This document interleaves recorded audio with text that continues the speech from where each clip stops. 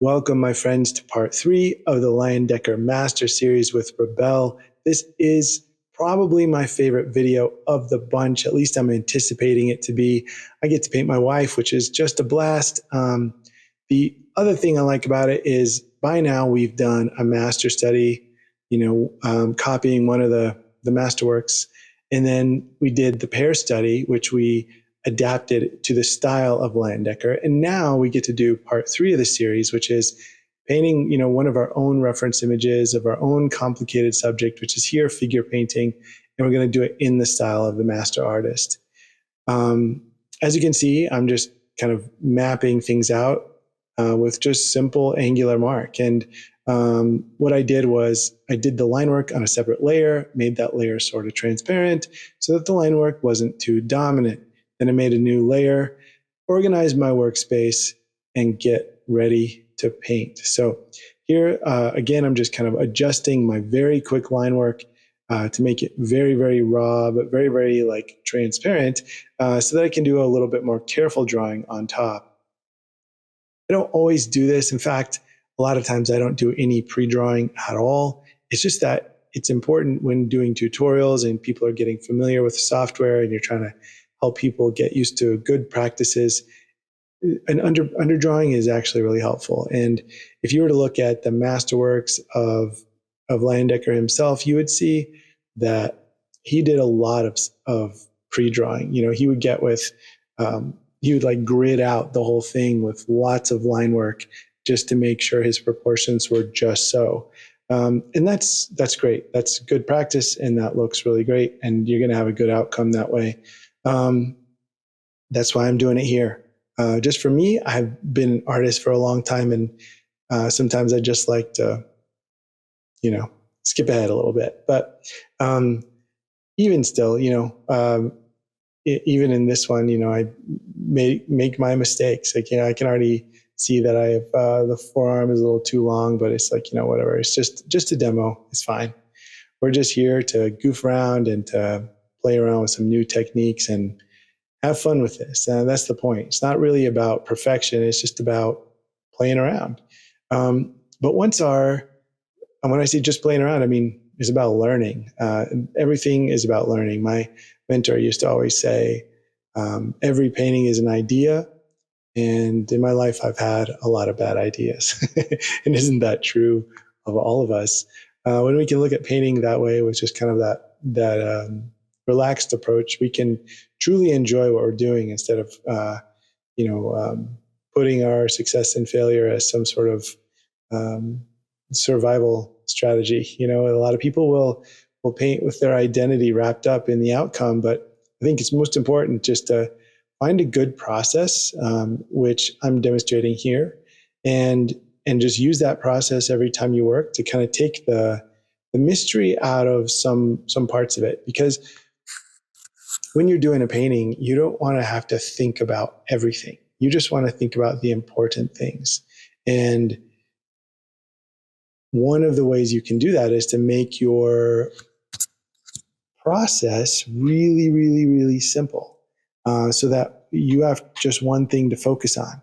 And focusing on that one thing is going to help you be a much better artist. Because if we can just keep things one at a time, one task at a time, one goal at a time, one figure at a time, one value at a time, one step at a time, we're going to be a lot happier. We're going to be a lot more successful, and our life's going to be a lot less stressful while we work. So really, really key thing here is that, similar to the John Singer Sargent Master Series with Rebelle, which I hope you've seen, that was a really, really fun one. I'm starting in the exact same way. I'm just doing the line work, then doing all the local color, painting in my local color from dark to light, and then working my way kind of toward those more high key elements so that I can just kind of map out everything, almost making, like I say, a stained glass version of the figure, of the subject.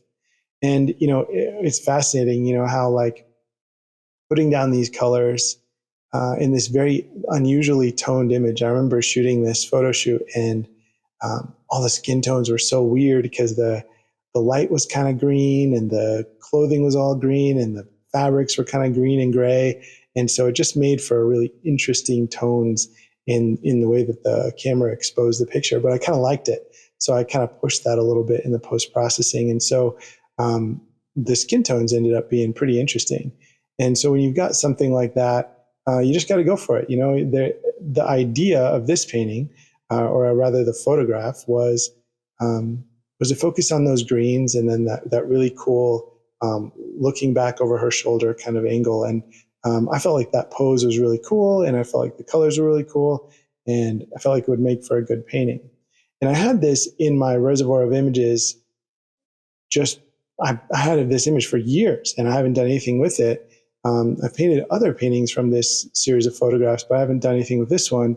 And I just thought of it, you know, kind of came strongly to mind when I was doing some sketches for this master series. And I thought, gosh, that green photo shoot would be perfect because there's a lot of angularity. There's a lot of dynamism in the pose. There's a lot of interesting colors. There's going to be a lot of interesting contours that are going to allow me to do some really cool stuff when I start doing the lay-in for my colors and all the tones and stuff. So I felt like this was going to be a really good fit. That said, it's also kind of an unusual set of colors and poses or colors and angles. And I thought, is that going to be a risk? You know, it's always easier if you're doing a portrait or you're something for a tutorial just to kind of go do the easy thing, which is like do a forward-facing portrait in kind of your normal kind of Rembrandt lighting with that Rembrandt triangle on the cheek. And that's always your easy go-to, you know, for the students and for yourself. But how much more fun is it to do something like this where you get to really explore something new and take a little bit of a risk? And I think that's important in instruction because, you know, when you're as the teacher, you know, like I'm sitting here saying, hey guys, take a risk, try this, try that. So if I'm here asking you guys to take a risk, then I better be willing to take a risk too. And that's exactly what I'm doing here. And, you know, a lot of times when I'm doing a tutorial like this, I want to give you some kind of like insight and some coaching on this, because I am not worried about doing a perfect portrait. I'm not worried about doing a perfect drawing. I'm not grading out my drawing. I'm not even taking any time to do redraws. I'm just throwing down paint, doing a quick draw, keeping it very, very simple. And the reason I'm doing that is because it's a study. It's a practice. I'm just learning stuff, right? I'm not trying to make something for a gallery. I'm not trying to make something for a show. I'm not trying to make something for a client. I'm just doing something for me to get better at art. And when I'm doing that, I need to be focused on just that. And it needs to just be fun and kind of lighthearted. So that's the goal here. And, you know, I remember thinking that this was going to be a little bit tough to just nail without any pre-draw and to just kind of jump right into it. And it is. I've already, you know, I can see that I've got the angle of the head is wrong. Like the tilt is a little too forward in the picture, it's backwards, or the forearm length is too long, or the hair is has a little too much body, or, you know, whatever. I've done a lot of things like wrong from a technical standpoint, but again, it doesn't really matter, especially because we're doing something in the style of the artist Leyendecker. And he was someone who took liberties, very much so, with the style that he was painting in, right? Not everything was proportionally perfect or accurate exactly to the model. It's real similar to like, was his name Gil Evelgren, or some of those like pinup artists of this similar era, a little bit later. But, you know, you can see, you go back and look at the archives and you can see the photo references they're working on, or Frank Frazetta, the fantasy illustrator. You can see the photo references they were working from, and you can see the models they used, and you can see what they look like. And in no case is it a perfect representation of that model or a perfect representation of the pose. But they were taking a lot of liberties to kind of stylize into the genre that they were working, right? Like if you look at the work of Frank Frazetta, it's some of my favorite work ever. And I mean, it would just be hard to find someone that looked like any of the pictures that he drew. You know, there were the people were so like either so muscly or so curvy or so just uniquely shaped that you know is just his way. You know, just not super realistic, right? So here I wanted to show that like I was kind of bothering me that the head was drawn wrong.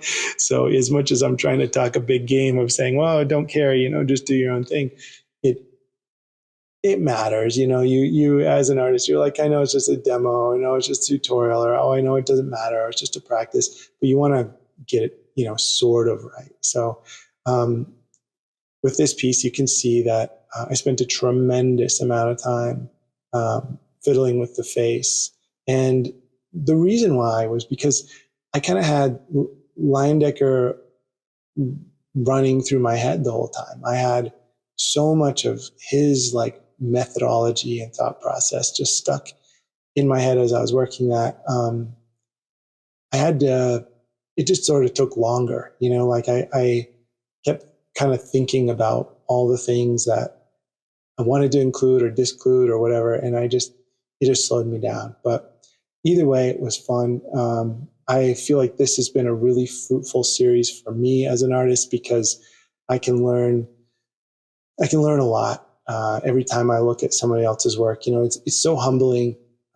Anytime you think you're getting good at art, all you have to do is open an art history book, and then you're automatically super humbled, right? Like there's so many amazing artists that have come before us, and here we are, and we have this amazing opportunity to look back and just sort of like, it's like an all-you-can-eat food bar. You can just grab a little from everything that you like and make your own, and that's just, it's just amazing. But one more thing here is you can see both with the shirt and the pants, I'm including a little more stylization directly from Leyendecker, which is that sometimes his underpainting would be a little lighter, and then he would create these like brush strokey overpaints where he leaves some of the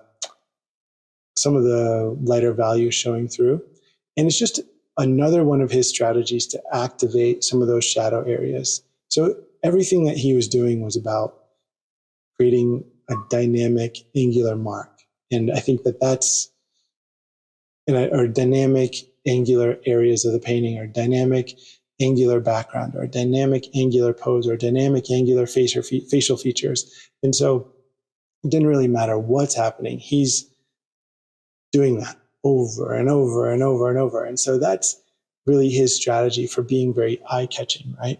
And it's like I've said before, it's his strategy for being, or that strategy was effective, and it's a strategy that's used by comic artists and poster artists and graphic designers. And it's just the fundamental fact of art is you've got maybe three types of line, right? Like you've got a horizontal line, which is going to have a calm energy. You've got a vertical line, which is a strong energy. And you've got a diagonal line, which is very active energy, right? It's like the most energetic line is a diagonal.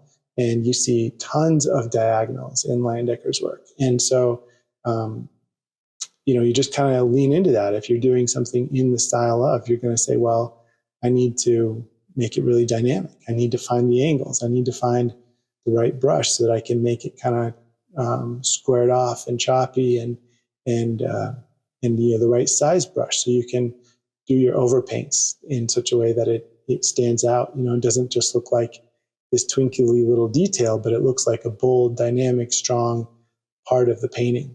And so we're at that point right now. You know, the beginning of the painting is kind of the beginning of the painting. There's no real mystery about it. It's just painting lights, painting darks, painting midtones, painting warms, painting cools. But then you get to this part now, and we get to actually do the style. We get to paint like Leyendecker, and we find the right brush, find the right direction of the stroke, and make it happen. So that's what we're doing here. Starting to do our overpaint, starting to create some of those dynamic angular edges. bringing the shapes to life. This is where it starts to really be fun. And this is where you get to see like why this sort of style works and why you might have a lot of success employing it in your own work. And that leads into what we're going to do next. With the next painting actually is to sort of take all the lessons we've learned and to say, well, now what? What can we do that's not just copying the artist, copying the master artist, but taking what that artist did and making it our own? And while this is a super fun painting because, you know, I get to paint my wife, I get to paint all of these little techniques into someone that I love, a painting of someone I love.